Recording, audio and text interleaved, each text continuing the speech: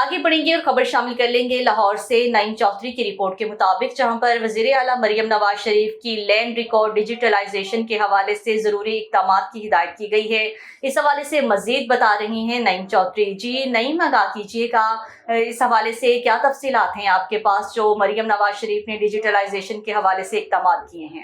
مریم نواز کی land record digitalisation کے لیے ضروری اقدامات کی ہدایت۔ وزیر اعلیٰ پنجاب مریم نواز کی لینڈ ڈیجیٹلائزیشن کے لیے ضروری اقدامات کرنے کی ہدایت کر دی۔ وزیر اعلیٰ پنجاب مریم نواز کی زیر صدارت بورڈ آف ریونیو ریفارم سے متعلق خصوصی اجلاس ہوا، جس میں Punjab urban land systems enhancement plus project پر بریفنگ دی گئی۔ پنجاب لینڈ ریکارڈ اتھارٹی اور مینجمنٹ آف اسٹیٹ لینڈ نے بزنس پلان کے امور پر بریفنگ دی۔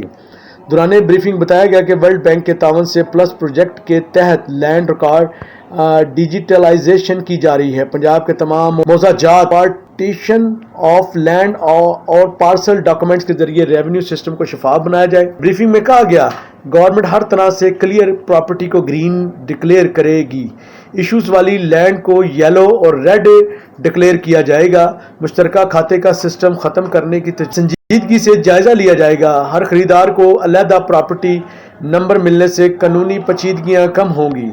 بریفنگ میں بتایا گیا کہ فرد ملکیت اور انتقال اراضی کے سسٹم کو بھی ڈیجیٹلائزیشن کر کے آسان بنایا جائے گا۔ بیرون ملک مقیم پاکستانیوں کے لیے اوورسیز پراپرٹی ٹرانسفر سروس کا جائزہ۔